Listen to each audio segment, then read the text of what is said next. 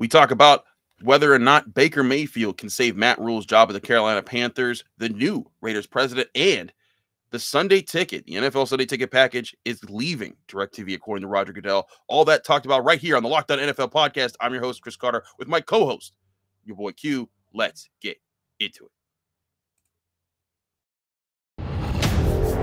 You are Locked On NFL, your daily NFL podcast. Part of the Locked On Podcast Network, your team every day.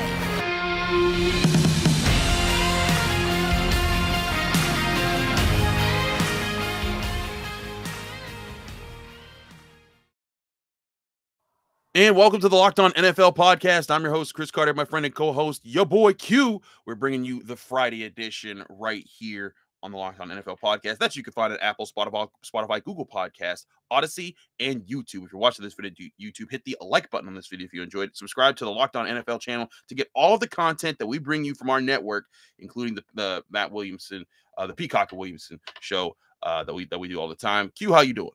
Man, blessed. It's good to be with you on this Friday, man. We're getting closer and closer to the start of training camp, and the storylines continue in the NFL. They are a machine all offseason long. There's always something to talk about. So, yeah, man, blessed to be here again. Now, this channel's already talked about with the Thursday episode of the podcast about just the general story of Baker Mayfield going to the Carolina Panthers. I called that, by the way. Just want to say. You did. It was the worst kept secret in the NFL. The worst kept secret. I mean, and it makes sense. Sam Darnold stinks. They needed a quarterback. And the Browns needed to get rid of this guy. I was just wondering, if the Browns traded Baker Mayfield, what kind of compensation would they give, or would they have to give up compensation? Because if you remember the Brock Osweiler trade, they got a first-round pick for getting a Brock Osweiler because it was known that he wanted to get out of Denver. I wasn't sure if the Panthers would try to house the Browns completely and say, no, you give us draft picks for taking him, but what it was that he took less money. He chopped off $3.5 million of his salary. The Browns are eating part of it. The Panthers only take on so much of his deal. Now, all that's been talked about. But I'll tell you this. I will say real quick, the draft capital that the Panthers had to give to Cleveland was hardly anything. I mean, it was a conditional pick. Conditional pick, yeah, exactly. And that's in 2024, not even 2023. I mean, think about that. So that's not even this upcoming draft. It's the next one. So, yeah, they still got away with basically getting them for nothing. Oh, they absolutely did. But the question now is, we all know your boy, Matt Rhule. You're a big Matt Rhule guy. He hasn't had a great start to his time in Carolina. There are some that think that this is the make or break year, that he's one of the coaches on the hottest of seats in the NFL. Can Baker Mayfield save his career with the Carolina Panthers and take this franchise back to being a competitive bunch? Because just 5 years ago, they were in the Super Bowl. You know, Cam Newton was battling with Von Miller and the Broncos defense, and this was a franchise that was looking like it was heading the right direction. And since Cam Newton, got injured and got older, they've just fallen off a cliff. Right. I mean, they went from the penthouse to the outhouse, quick, fast, and in a hurry, and that's unfortunate for the Panthers and their fan base. But as far as Matt Rhule goes, I mean, this is what this is about. This is what this move is about. This is the last lifeline. I mean, it's like phone a friend, right? That's all that he's doing. He's basically, hey, man, we need a team together, and we need to make this happen, because I've been a 5-win coach the last 2 seasons. And look, like you said, I'm a Matt Rhule guy. I make no bones about it. I'll tell anyone who will listen, I'm a Matt Rhule guy. Thought he was a phenomenal coach in college, but that's in college, right? This is the NFL. The NFL is a different ball game. So, and he knew that when he took the job there at Carolina, and when he was there at Baylor, he used to tell us all the time that he's going to the NFL. Like, he knew he wanted to be an NFL coach. Well, it's one thing to get there. It's another thing to stay there. He has to prove that this team, and I don't know exactly how many wins that's going to take, Chris, because they've gotten 5 the last 2 seasons, right? So that's not very good. But my history of Matt Rhule, what I know about him, if you go back and look at his history of coaching, he always does really well in year 3, right? He did it at Baylor. Year 1, their team was terrible. They were a 1-win team. Year 3, he was in the Sugar Bowl, right? Again, this is not college. So, I mean, it's a different animal. But with that being said, Baker Mayfield is going to have to be that lifeline. That's why they made the move. He did not want to rest his career, potentially his head coaching job, on the arm of Sam Darnold, and he shouldn't. And look, since he's been there at Carolina, look at the quarterback position.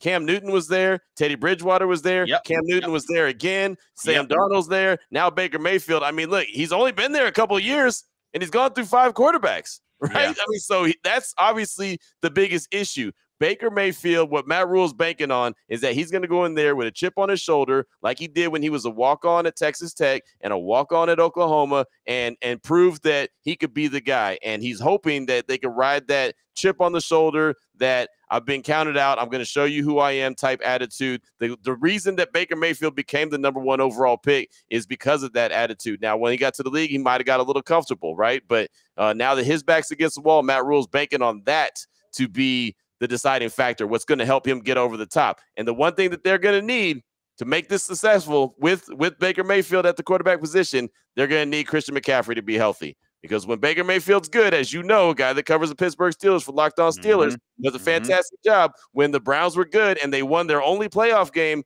with Baker Mayfield, they had a really good run game, 400-something carries between the two backs that they had, and that was the strength of their offense. It's not just enough to have a good run game. They have to have one of the best, if not the best, run games in the NFL. And Q, you're exactly right. That was a huge part of what made them. And this is why I'm wondering if it will even happen, because it's obviously it needs to happen. Because Sam Darnold, like if you compare these players, I know there's some people out there that are still wondering, well, will he take the starting job from Sam Darnold? They were drafted in the same year, the same exact NFL draft, just a few picks away from each other. Since they've been in the NFL, Baker Mayfield has thrown 92 touchdowns to Sam Darnold's 54. He's thrown 56 interceptions to Sam Darnold's 52. He's had a 29-30 record to Sam Darnold's 17-32. And listen, I get that wins aren't quote unquote aren't a QB stat, but both were drafted by sad organizations like the Cleveland Browns and the New York Jets. And I will say that Baker Mayfield had a better situation around him, but to me, it's clear that Baker Mayfield has at least given you the moxie to say, hey, he should be the starter over Sam Darnold. If Sam Darnold flips the switch, if he somehow becomes this much better quarterback overnight, great. Awesome. Good job. But I'm not counting. Right. I'm saying like there have to be some serious changes for that to happen. But again, for Baker Mayfield to do this, I do wonder how much the Carolina Panthers will have to put, because it's not just Christian McCaffrey either. They're going to need serious receiving threats. They're going to need an offensive line to protect Baker Mayfield. Remember, he's a shorter guy. He's going the O-line is a problem. The O-line has been a struggle in Carolina as well. And the Cleveland Browns assembled one of the better offensive lines over the last couple of years to protect Baker Mayfield and to get that running game going. I want to talk to you about what the Carolina Panthers have on that end to support Baker Mayfield and whether or not it is enough. So we'll talk about that in just a minute here on the Locked On NFL podcast, the Friday edition with Chris Carter and your boy Q. But first, we got to talk to you guys about one of our great sponsors called Dave. Dave is a banking app, and it's here to help you sort out your financial problems. If you're living paycheck to paycheck or struggling to make ends meet, it can be really stressful when unexpected expenses come up. But now, Dave can help you get out of a pinch when you really need it. Dave is the banking app that can help you get up to $500 instantly with something that they call extra cash. That's more money to fill your tank, buy a wedding gift, or catch up on bills. You can finally tackle those expenses that have been stressing you out without any hangups. There's no interest and no credit check needed. Millions of people have already downloaded the Dave app to get the financial relief they need with extra cash. So if you're in a pinch and you need some extra help, download Dave and think of it as a helping hand from future you. Download the Dave app and the app from the App Store right now. That's DAVE, Dave. You can sign up for extra cash account and get up to $500 instantly. For terms and conditions, go to dave.com/legal. Again, that's dave.com/legal. Instant transfer fees apply. Banking provided by Evolve. Member FDIC.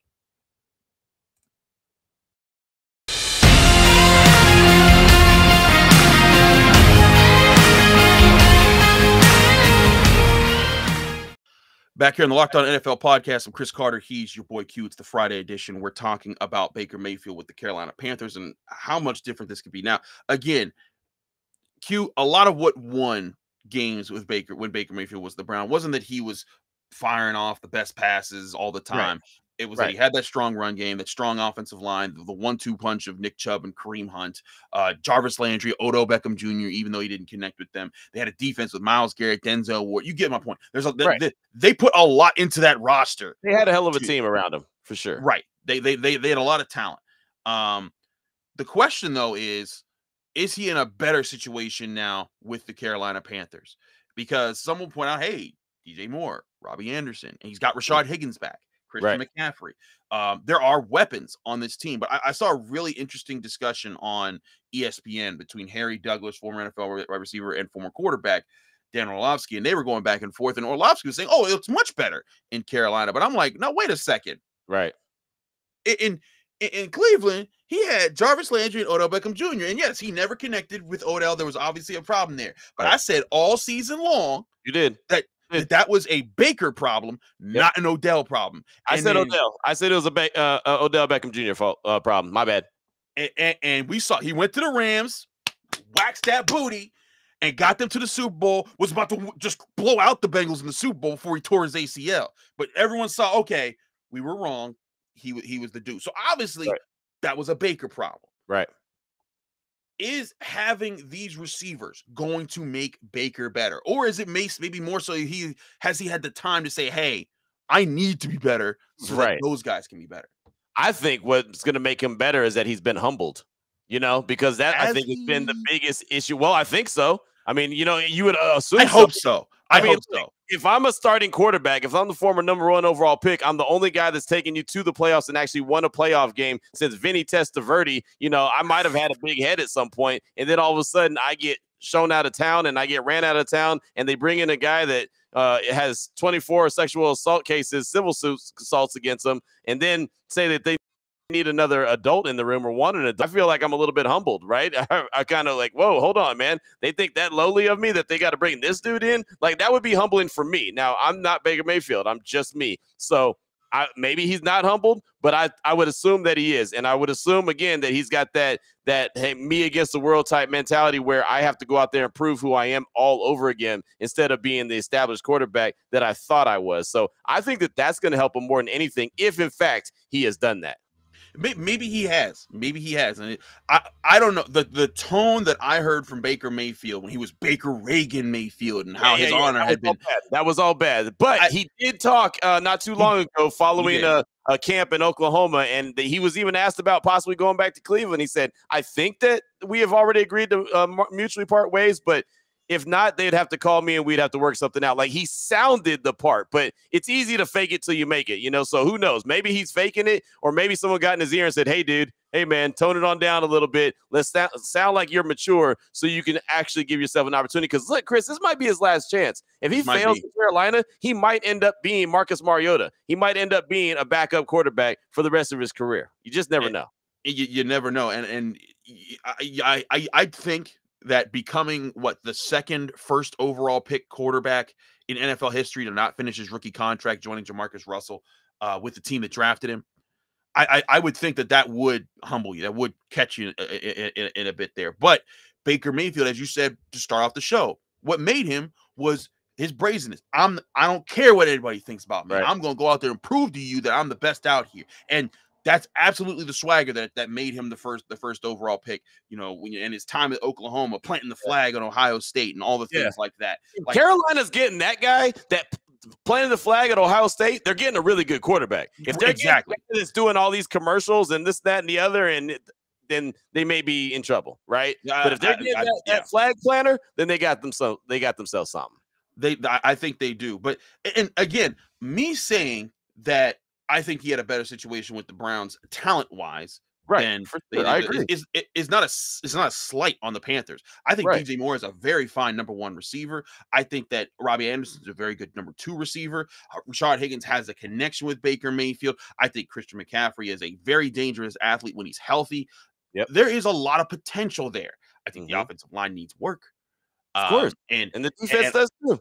Because even with that really good offensive line that the Browns had, Baker Mayfield got sacked 9 times the last time he set foot on a football field, and that was at Heinz Field when the Steelers whooped on him and sent him out the door in Cleveland. And you don't want, if you're the Carolina Panthers, you better have a plan, because Baker Mayfield is a player who, because of his height, a lot like Russell Wilson being a shorter quarterback, Right. and Brees, you got to make sure there's openings for these guys to not get these balls, slapped down at the line of scrimmage. That's going to be something that they're going to have to work around. Finding a way to make sure that's to negate that as an issue to maximize the talent. That's going to be a very interesting place for Baker Mayfield. And before we move on to the other news of the weekend, Q, we've talked a lot about the Carolina Panthers. Where are the Cleveland Browns right now? Because man, their first overall pick, right. that, by the way, when they picked him first overall, they passed up on Lamar Jackson and Josh Allen. That already was a miss. Not only did you miss with that, but then you miss on keeping the guy who was embodying, a lot of people made him the face of the Browns, even when Myles Garrett and all these other players were superstars for them. He was becoming the face of your franchise. Let's be clear, he wasn't necessarily chased at a thing. He forced his way out after they simply talked to Deshaun Watson. There was not an agreement there. He went to Atlanta, and then Baker released that tweet, and then all of a sudden the Browns were like, "Hey, Deshaun, remember, come back. We'll give you all the monies." And now, if you're the Cleveland Browns, you don't know if Deshaun Watson's going to play this year. You're hopeful that he does, but even if he does, there's going to be a dark cloud of all those accusations that were made against him, where they are, and things like that. There's going to be a lot to follow them. Where is this franchise right now after not getting a conditional 5th round pick for Baker Mayfield?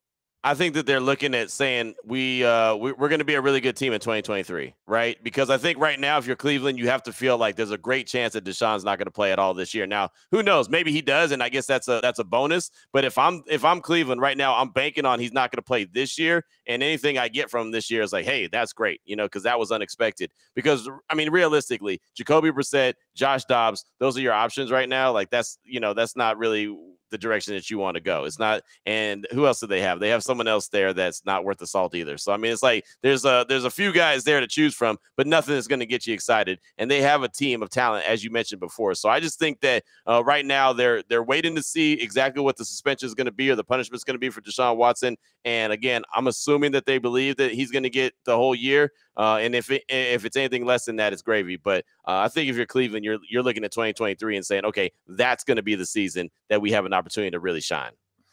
Man, and it's going to be another year where guys like Nick Chubb, like Myles Garrett are going to, if this comes to pass, because we don't know if Deshaun Watson isn't going to play. We got to hear how that comes down. The NFL has surprised us many a times with how their decisions go down.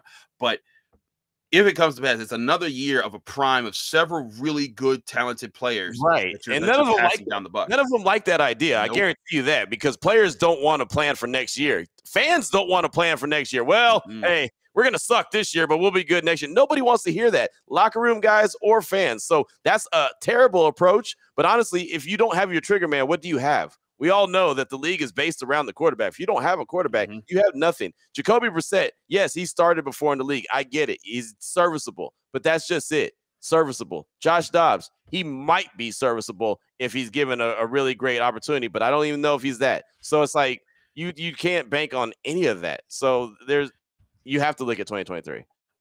As a person who I am a fan of Josh Dobbs as a person. That's all I need to know. That's all I need to know. As a quarterback, there's a lot of work he would need to do to be able to be a starter in the NFL. Also, for the record, in 60 games, Jacoby Brissett has 36 touchdowns and 17 interceptions. Whenever he's in the game, you're throwing the ball a lot less. He's efficient. I will say that he can. 36 touchdowns is a nice rate to have when you're looking at at that for a backup quarterback. But there's a reason why he's a backup quarterback. Right. So we'll see how that goes with the Cleveland Browns. But big news was made this week on, in fact, Thursday, by the organization that you cover in the Las Vegas Raiders, as they named a new team president and the first ever Black woman to be a team president. We'll talk about that and the impact of DirecTV reportedly losing the Sunday ticket and what you need to start planning for if you're the big football fan who watches all the NFL games. We'll talk about that in just a minute here. But first, we're going to talk to you guys about betonline.net, your number one source for all your betting stats and sports information. You can find all the latest sports developments, league reviews, and news, including this year's Major League Baseball season that is well underway. If you need to get through baseball season, because I know this is the part of the year for a lot of sports fans, it's tough because baseball, it can be fun, but you missed Baseball's the time. fantastic. You wash that hate out your mouth, man. Baseball is fantastic. Stop being a hater. I'm not being a hater. I'm just pointing out that at other points of the year, you have baseball and football, or football and basketball. Baseball. Let's go baseball. look at you playing baseball. What makes baseball more fun? When you can put money down on baseball. And the best way to learn about how to put money down on baseball is betonline.net, your continued source for all your sports wagering information, from live betting, playoffs, esports, and more. Head to their website today or use your mobile device to learn more about the trends in the action when you visit BetOnline, where the game starts.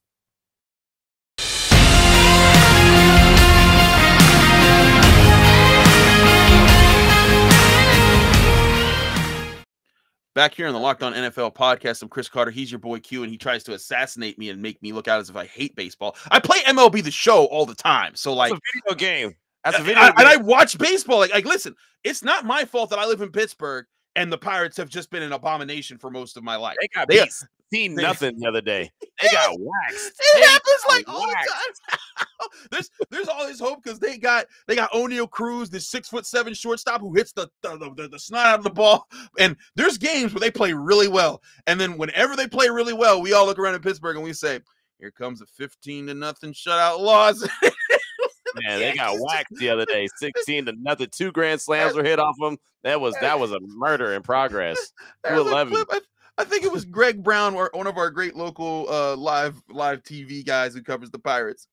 And there's a point like in the top of the ninth, and the Yankees hit like their 8th home run. They're up 15-0. He doesn't even say anything. He just says, "This is ridiculous." Like, but I still enjoy baseball despite that. My point wasn't with that ad wasn't that I hate baseball. It's just that I love it when there's 3 different leagues that I can talk about at the same time and be like, "Ooh, what's this? What's that?" So anyway, before Q tries to assassinate my character, I wanted to give you the floor more to you, Q, because there was a huge news from the Raiders in your department on Thursday. Sandra Douglass Morgan becomes team president. She's the first Black female team president in NFL history. And you've talked a lot about that on the show. I don't want to just go over just that. I wanted to talk to you about something that you told me that you were encountering amongst Raider fans, because you run the Raider Nation Radio Network. You host the Locked On Raiders podcast. You do a great job with both. There is a lot of people who feel like, hey, this is just posturing from the Las Vegas Raiders after the John Gruden, and this is a PR move, and this isn't about, they're not getting a president that knows their stuff. They're just getting a Black woman just to look good. Right. I'll give my thoughts on that in just a second, but I wanted to give you to give your thoughts as a person who covers this team, is around this team every single day. Yeah, and it's unfortunate. At her introductory press conference, it was great. And, and I hate to have to be the guy to ask the question about, how does it feel to, have this historical moment? Because at some point, hopefully in life, we don't have to worry about historical moments. Hopefully she's not she is the first Black woman to be a president of a team, but hopefully she's not the last. So hopefully one day it's like, yeah, okay, of course. It's common, right? It's something that we don't even think about twice. And so we don't have to ask about historical this or historical that. But today is not that day. So, of course, we still have to ask, even though, and I even asked the owner, Mark Davis, I said, I know that wasn't the biggest factor in getting this job, is about finding the right person. But also, the Raiders have always been at the forefront, similar to the Rooneys, at, doing what they do as far as diversity. And so that's a factor that plays into it. And that's what he reiterated, like, hey, it was about getting the best player and our best person. And I agree 100%. It's so funny when I had so many people from Raider Nation and others, too, from other fan bases just saying, yeah, nice PR move. Yeah, just trying to get the attention off the Gruden issues or any of the workplace allegations. In her introductory press conference, she attacked the workplace allegations. She said, hey, look, let's make no mistake about it. There's a lot of bad that's been talked about this organization. I'm not running from it or dusting it under the rug. We are going to clean this up. We are going to thoroughly investigate this and take care of any business that needs to be taken care of and clean this thing up. And the thing about it, Chris, I tell everyone, just go to her resume, but everyone's too lazy to go to her resume. So I like to do it for them, because a lot of people don't want to do the research. They just want to go ahead and they just want to fire off stuff and just say this, that, and the other because they know. So I'll tell you, one, she's a Las Vegas native. She has 20 years of experience as a chief regulator, director, attorney, and advisor to gaming companies, integrated resorts and casinos, telecommunication companies. Prior to joining the Raiders, she was with Covington and Burling LLP. She is the immediate past chairwoman of the Nevada Gaming Control Board and also served as commissioner of the Nevada State Athletic Commission. I'll stop right there, and that's just the first paragraph. You know what I mean? Like, that's her resume is long and lengthy, and she's been in the Las Vegas community for over 40 years, and she's only like 43. So she basically has lived her whole life in the Las Vegas area. And if anyone knows anything about gaming, and you have a very good legal background, so you know about a lot of the legal terms that I'm bringing now, Nevada Gaming Controlling Board, you think that that's a slouch job? You think that that's I mean, this whole city that I live in is based off of gaming, and there's air conditioning in the desert for a reason. You think she hasn't had some drag out, knockout type conversations and battles with different entities? Right. And she was the chairwoman of that. How about this? As the chief regulator for Nevada's dominant billion-dollar gaming industry, she led the passage and implementation of cashless wagering regulations, ensured that gaming licensees adopted policies prohibiting discrimination and harassment, and led a team of 400 employees in 5 cities across the state of Nevada. Morgan was the first person of color and second woman to serve as chair in the state's history. 400 employees. I don't know about you, but I don't have 400 employees underneath me. Right? I mean, I feel you. I mean, she's controlling all that. And oh, by the way, she has 400 employees in 5 different cities. So I could stop at the rest of her resume. I don't have to go through the rest of it. But let me tell you, she is more than qualified to do the job of the team president, not football operations. She's on the business side of things. She's in the cleaning everything up type situation, making sure everything's on the up and up. This is a home run hire. Matter of fact, this is like what the Yankees did to the Pirates the other day. This is a multiple grand slam hire. This is a 16-0 whooping hire. This is fantastic. And again, hopefully one day the hiring of a black woman to do anything, or a woman in general to do anything, is not historic. Hopefully it's just regular everyday operation. Yep, right. Exactly. I agree with that entirely, and I applaud you for your stance and being able to run through her resume like that, because I think a lot of people are like, well, what does she know about football? Right. First of all, team presidents aren't the coaches. They don't need to know the X's and O's like that. It's good for them to know what they want. It's good for them to know composition of teams and things like that.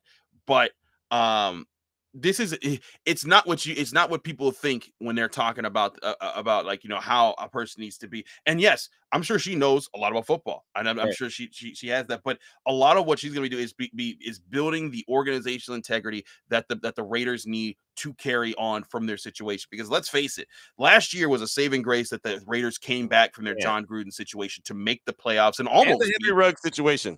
And the Henry Ruggs and the David Arnett situation. There was a lot of problems. This organization, you could go through the list of them. Y'all was just firing off. There was a stack of paper that was just like, we got it. We got problems. Yes. And the Raiders fought through that. But I'm sure Mark Davis is sitting there like, listen, we can't live that way. You know, if you want to be a great organization, again, not to say the Raiders aren't great now, but if you want to get back into the, hey, we're winning Super Bowls conversation, hey, we're a contender that you think about every year, you need that integrity. That's one of the things that the Steelers have had on their side for so long, is that, you know, there may be times where Antonio Brown comes in and, like, you know, for a little bit he messes things up. But you see the Mike Tomlins, the Kevin Colberts, the now Omar Khan at GM, like, these guys kind of set the record straight and say, hey, this is what we're about. And then you see the Steelers in that competitive atmosphere. A lot of that is made from having a strong organization. Same thing goes for the Patriots. Same thing goes for the Packers. Same thing goes for the Cowboys some of the times.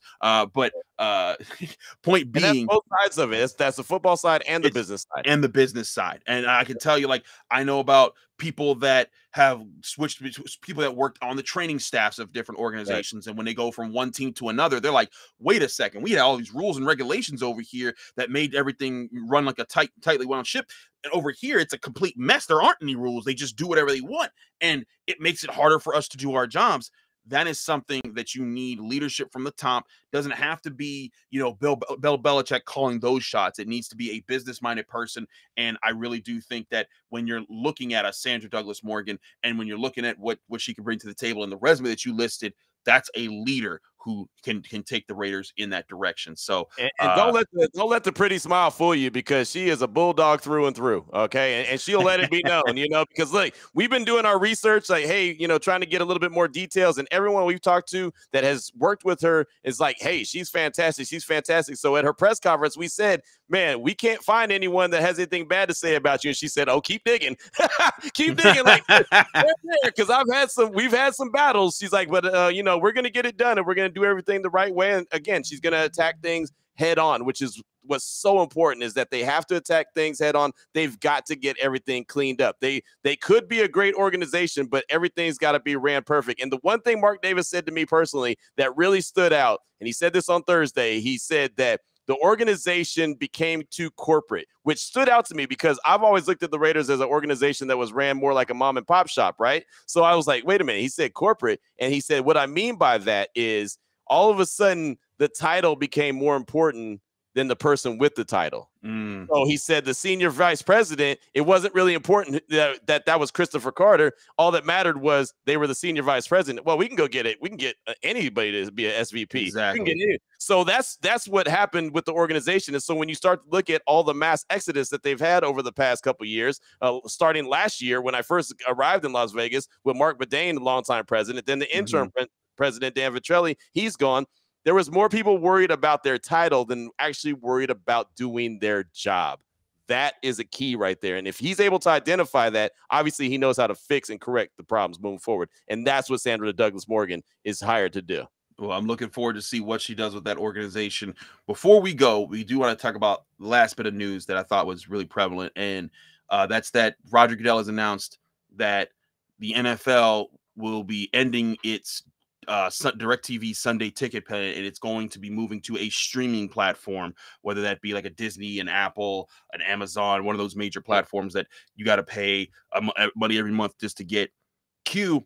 This is a shockwave, in my opinion, because as a guy who grew up in a football family, my dad coached it, all my uncles, my grandfather, everybody played it at some point, and we all talked about it on Sundays. We have conference calls across. If I'm not working, I'm on the conference call with my uncles, my dads, or we're FaceTiming each other while we're watching games and stuff. It all happened with DirecTV. That was the only way that we could all watch it on the same time. What does this do? For one, to me, this is like a death knell for takes a hit. DirecTV takes a huge hit, right? This is 12 punches to the face and a knockout. Like this may end DirecTV as we know it. But on top of that, what does this do for how we experience football and everything now? Because if this is on a streaming service now, like your average bar that holds football games, they're going to need access to these streaming services. You typically go there, every bar's got DirecTV because they know, hey, I got to have the football game on today, or I got to have this package on. This looks like it could shake the earth when it comes to how football is enjoyed and watched. And that, to me, I'm still trying to wrap my brain around how much different football could look very soon. It is. It's going to look very different. And, the one thing I liked about Sunday Ticket on DirecTV is I can have 8 games on at one time if I really want to. I can split up the screen multiple times, and sometimes I would do that. But I do think it's a game changer. I think it's going to be really weird. I think a lot of people are going to appreciate it because, just like you, the only reason I had DirecTV at one point in my life was to have Sunday Ticket. That was the only reason, and nothing else on DirecTV I really cared about. So I think that's a big deal. And, that's going to be a major hit to DirecTV. But I'm interested to see how these streaming services, how they work. What can you do? What can you not do? And how much is it going to cost you? Because that's the thing. The NFL, the reason why salary caps go up, and this is 100% money true. Goes up. Right, exactly. Money goes up. Why? Streaming services, that goes up. Gambling, everything goes on here in the desert. That's the reason why a lot of these the salary cap goes up each and every year. So I'm interested to see how much a subscription to Amazon or Disney or whatever the case may be is going to be once they acquire a Sunday Ticket, because they know how much NFL runs everything and how many fans are going to go and say, oh, now I didn't have Amazon, now I'm going to go get Amazon. And, oh, I have Amazon, now I got to re-up, and except for at the price I was paying, now it's going to be this price way up here. And I got to decide if I'm going to swallow that pill or not. And a lot of people are going to do it. Of course, I'm going to do it. Like, as soon as this happens, y'all are going to do it. Hey, DirecTV, thanks for all the time, but bye. Like, and it's to the point where like that's going to happen, but then you have to wonder, like, how do who gets the games now? Because like, say Disney buys the Sunday ticket. Disney owns ESPN. Yep. So Monday Night Football is like theirs already. So does Disney Plus get to show CBS's broadcasts and NBC's Sunday Night Football and Fox's broadcast and all? Like, how does that work? It is just, again, these are things that we're just sort of thinking about. Like, I'm going to throw it out there right now. I'm going to throw it out there right now. And I don't have any kind of idea. Obviously, no decisions are made on who's going to get it. I'm going to say that Amazon's going to get it. My gut feeling tells me Amazon's going to get it. Only because they have their Thursday night that they're already hooking up this year. Mm-hmm. They've already put together a hell of a roster as far as talent. You know what I mean? So I think that they've been priming for this, and I think that they're going to be big-time players. So my gut feeling tells me that Amazon's going to be the ones to get this Sunday ticket. We'll see, but that's what I think. Like you said, they've been taking talent away from ESPN, NFL Network, all these other places, and amassing them on Amazon for on camera talent and people that can do these types of things, and paying them a lot of money, brother. and they ain't just paying that money just for them to do a Thursday night football game. Right. I agree with that entirely. I wonder how this is going to impact how contracts work, because all my life, all our lives, CBS for the AFC, Fox for the NFC, and then like either NBC would get like Sunday Night Football, ESPN Monday Night Football, or they'd switch those around on occasion. NFL Network would occasionally get a Thursday night game, whatever.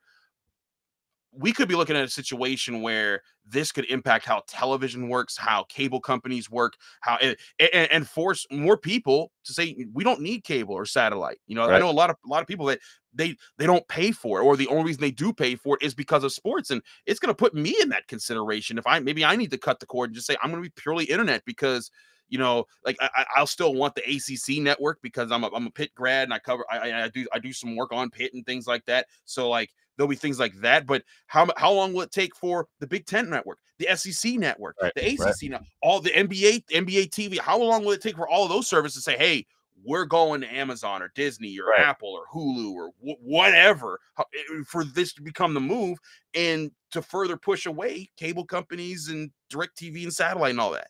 Yeah, I mean, it may be, 10, 15 years, but we may not have cable at all. Everything might be streamed. Yep. Right? Which probably would be better. It probably will be a better situation. But, I mean, baby steps now, but this is more than baby step. This is a big move, and the 2022 season will still be on Sunday ticket. But after that, man, it's going to be hell on wheels. It's going to be a bidding war. That's the thing.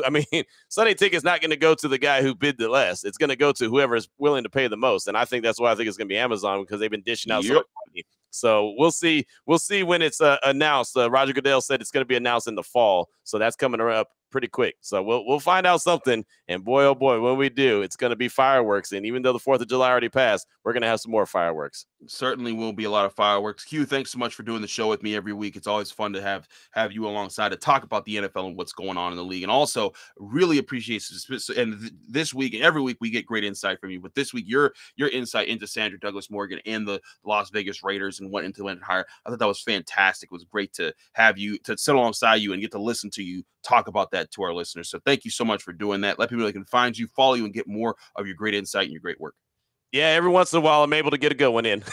Every once in a while. So, check me out on Twitter at your boy Q254. I put out links to all my shows that I do, whether it's radio, podcast, whatever the case may be. I'm always busy doing, like I said, my regular 9 to 5 as far as my regular radio show, ESPN radio shows. I'm all over the place. So check me out at your boy Q254 is my Twitter handle. How about you? You can check me out on Twitter at Carter Critiques. That's Twitter and Instagram. You can find me there. You can read my work at SteelersNow.com. You can listen to my show or watch my show just like you do the same for Q. For Locked On Steelers and Locked On Raiders, we run our own shows daily, Monday through Friday, just like the Locked On NFL podcast. You can listen to if you're a Steelers fan or you want to know what's going on with the Steelers. Check us out every day, Monday through Friday. We got new stuff coming out all the time. Same thing with Q with Locked On Raiders, Apple, Spotify, Google Podcasts, Odyssey, YouTube, all the places where you get your podcast. Thanks so much again, Q. Thank you, listeners and viewers, for checking us out. We hope you have a great weekend. We'll be back on your screens and in your ears next Friday, talking to you about what's going on in the NFL on the Locked On NFL podcast.